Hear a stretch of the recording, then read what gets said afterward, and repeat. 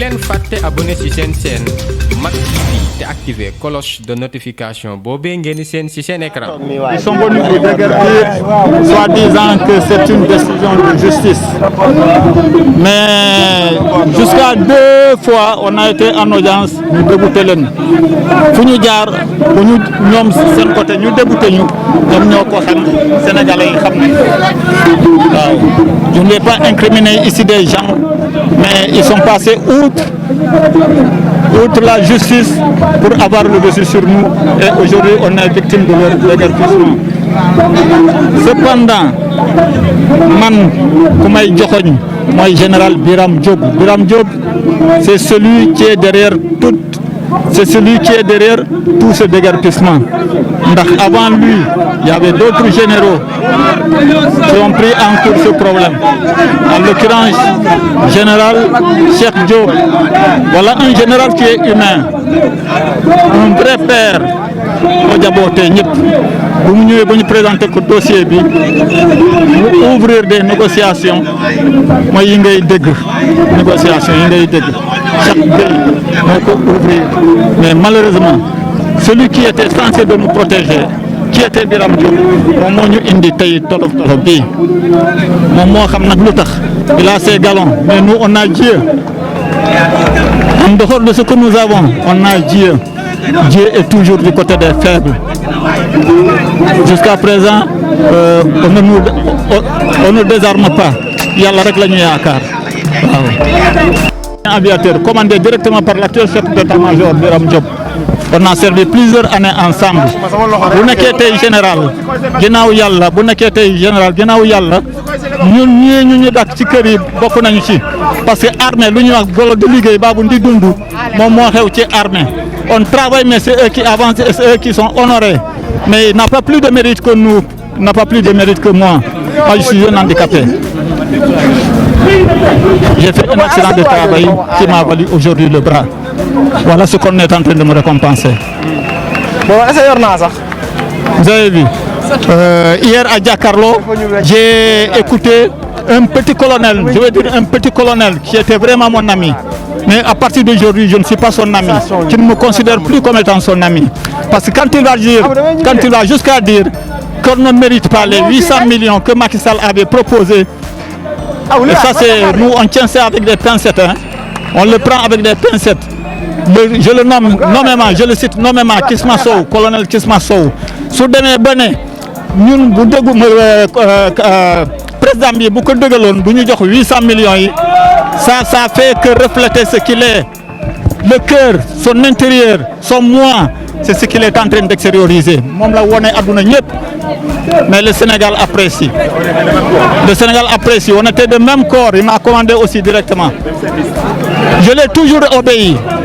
Musul am lu ko naqari ci liggéey ci façon liggéey. On m'a réveillé à n'importe quelle heure pour des missions.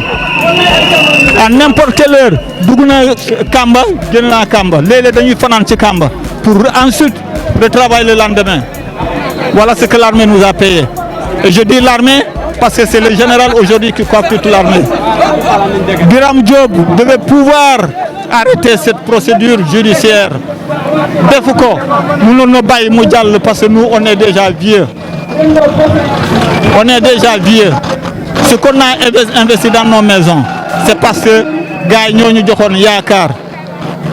Gars yi ñoo ñu joxoon yaakaar, les gens du domaine, les autorités ñoo ñu joxoon yaakaar boo ñu investir lu ñu amoon ñëpp. Mais lii je ne reconnais plus le général Biram Diop.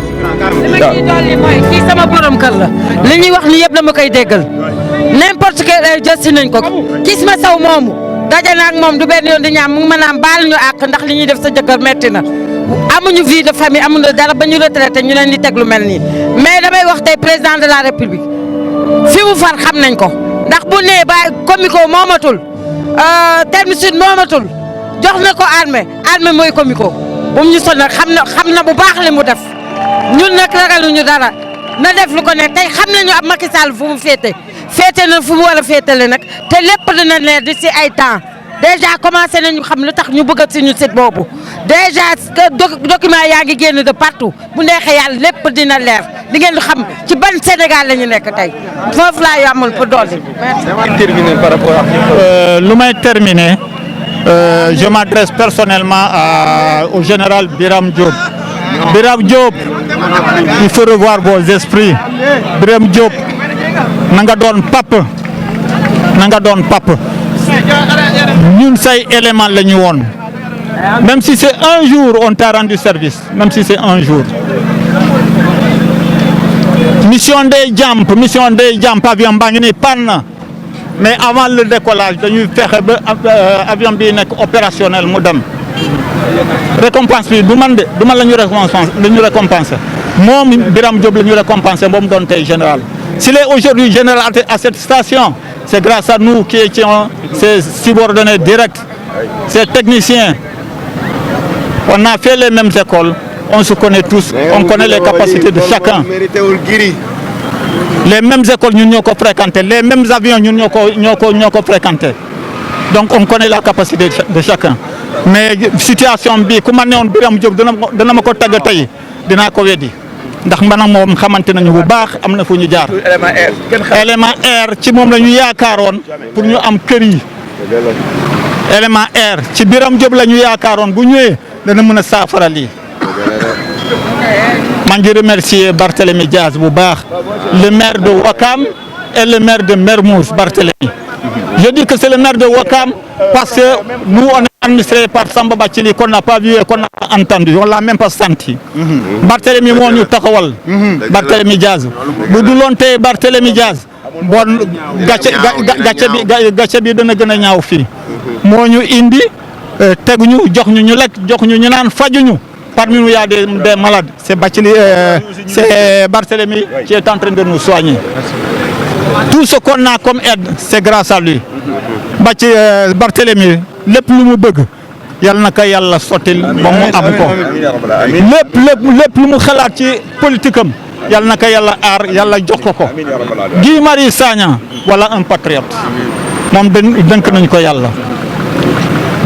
ko yàlla parce qu'il est toujours du côté des faibles merci beaucoup jërëjëf. koy dëggal li mu wax parce que dañoo bokk nekk même corps dañoo bokk nekk même corps liggéey bi wax ay xaaju guddi dama nekkoon chauffeur ma nekk chauffeur de ramassage bi leen di jëli xaaju guddi di leen yóbbu xaaju guddi seen vie de famille sama ak le collègue Ismaël Sow li nga xam mooy li mu wax démb non ñaaw na benn façon ñaaw baax ne am na xol yu bëri nga xam fi doon nii xamatul lan lañu lu ñu wax ak fa ñu démarré ci wax ak fa ñu yem ci wax vraiment man loolu laa mën seulement ci wax quoi ngeen baal ma ko salaam. ban message ngay lancé. boobu message bi may lancé mooy le président Macky Sall na xoolaat xelam xool ñi ko dar nit dina ànd ak nit ne da koy jàppale fekk jàppale ko boppam lay jàppale moom ba ca gannaaw fi mu nekk Macky Sall fi mu toll ñi ko soxla bëri na fi mu chose bi mu toog ñi ko soxla bëri na donc il faut faire attention na def doucement bu baax a baax a baax li muy def nii du ndamam lu yem ni 79 familles ñu yor seen i njaboot yor seen i doom yor seen i sët di dund ak ñoom nga leen di toroxal dinañ gën a nii des militaires comme eux vraiment les Sénégal comme eux dafa nekk la xam métti na ñaaw na Macky Sall bu mën a delloo xelam gannaaw voilà ne delloo xelam gannaaw et en plus aussi ma si profité occasion di gërëm Barthélémy Diaz di gërëm Guy Marius Sagna ak ñi mu àndal vraiment Barthélémy man dama part personnellement bu doon sama sago tey le président de la République Macky Sall dina woo Barthélémy Diaz liggéey ak moom parce que xam naa jàmbaar kër jàmbale liggéeykat la xam ne yoon bu may jaar vraiment man maa ko man tudd Padi Diop ma ngeen baal maa ko salaam. waaw ngir jóg pour jàmmaarloo nit ñi nga xam ne ñoom ñoo taxaw tey jël suñu ay suuf di ko jox ay nit ñoo xamante ne nii xamuñu fu ñu jugee ñun jeunesse Ouakam taxaw nañu temm ngir aar li nga xamante ne nii mooy suñu moomeel di gërëm bu baax a baax suñu autorités yi nga xamante ne nii ñoom ñoo nekk ci dëkk bi dañu jàppale bu baax pour suñu avenir di wax ne Barthélémy Diaz ñu ngi koy jaajëfal ci soutien bi nga xamante ne nii soutenir na ko Ouakam soutenir ko Thermosite Ouakam la ko soutenir parce que lépp Ouakam la di wax ne suñu maire bi fa nekk nañu dimbali li lay war a suuri bu fekkente ne xamul lan mooy gestion na dem na jàng ji gestion ba mu xool comme ni ko ñoom Barthélémy Dias di defee di gërëm Guy Marius Sagna